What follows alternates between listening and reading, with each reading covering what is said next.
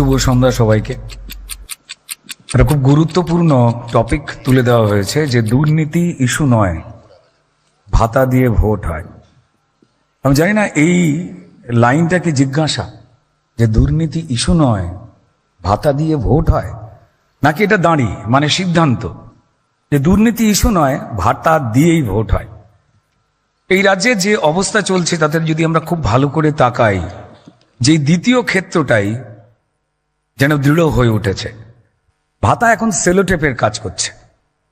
ভাতার কখনো পর্যন্ত বিরোধিতা করবার কোনো প্রয়োজন নেই, কারণ যখন একটা পরিকল্পিত উপায় সরকার প্রত্যেকটি মানুষের জীবন এবং জীবিকাকে নিশ্চিত করতে চায়, তারপরেও যখন বাড়তি মানুষ, বেশ কিছু মানুষ যারা অসহায় রয়েছেন, যারা একটু বেশি করে পিছিয়ে পড়ে রয়েছেন, তাদেরকে উৎসাহ দেওয়ার জন্য ভাতা অবশ্যই প্রয়োজনীয় হয়ে পড়ে।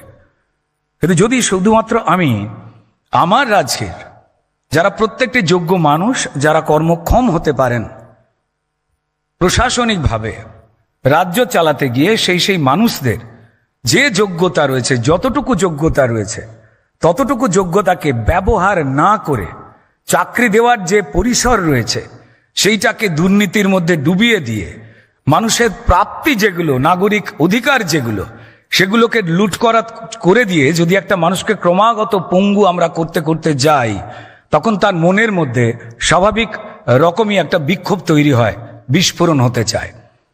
কিন্তু সেই বিস্ফোরণের ক্ষেত্রে তার যে প্রমাণ দেখাবার জায়গা সেটা হয় তার ভোটাধিকার প্রয়োগ।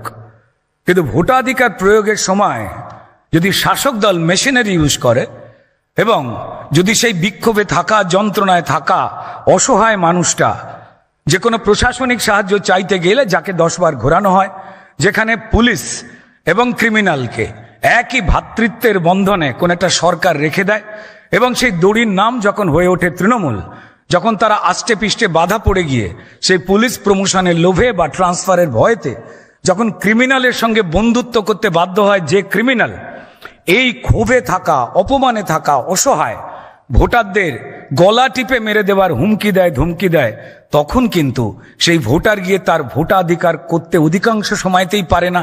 কিংবা সে ভোট প্রয়োগ করতে গেলে তার দিকে যে রক্তচক্ষু তুলে তারা তাকায়, তাতে সে মনে করে যে আমার স্ত্রী, আমার মেয়ে, আমার মা, আমার বোন বা আমার বাড়ির ছেলেটা সুস্থ শরীরে না ফিরতেও পারে। যদি এই প্রক্রিয়া ক্রমাগতভাবে চলতে থাকে, তো তাহলে পরিষ্কার এই ইস্যু যা দুর্নীতি, সেটা কোনো ইস্যুই মনে হবে না, কারণ ভোট বাক্সে তারা সেই সাহস করে তাদের অধিকার বা মতামতটা প্রয়োগ করতে পারছেন না, যা শাসকের বিরুদ্ধে যাওয়ার কথা। ভারতবর্ষের অন্যান্য রাজ্যগুলোতে, যেখানে বিজেপি শাসিত রাজ্য রয়েছে বা যেখানে বিজেপি নেই, যেখানে হয়তো কোথাও মমতা বন্দ্যোপাধ্যায়ের বন্ধু সরকার রয়েছে, যেখানেই ভোট হোক না কেন, সেখানে মানুষ তার মতামত প্রকাশের জায়গা পাচ্ছেন অনেকটা নিশ্চিন্তভাবে। এবং সেখানে কিন্তু যে ফলাফল হয়, আমার এখানের ফলাফলটাকে আটকে রেখে দিয়ে একমুখী করা হয়।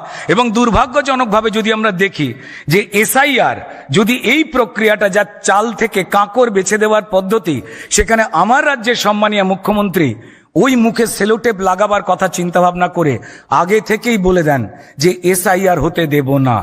যাই হোক, সংবিধানের যা নিয়ম সেটাকেও তিনি তোয়াক্কা করেন না। তিনি সংবিধান হাতে নিয়ে সংবিধান বিরোধিতা করতে রাস্তায় নামেন, পাতে একটাই ভয়, ভুয়ো ভোটার না চলে যায়।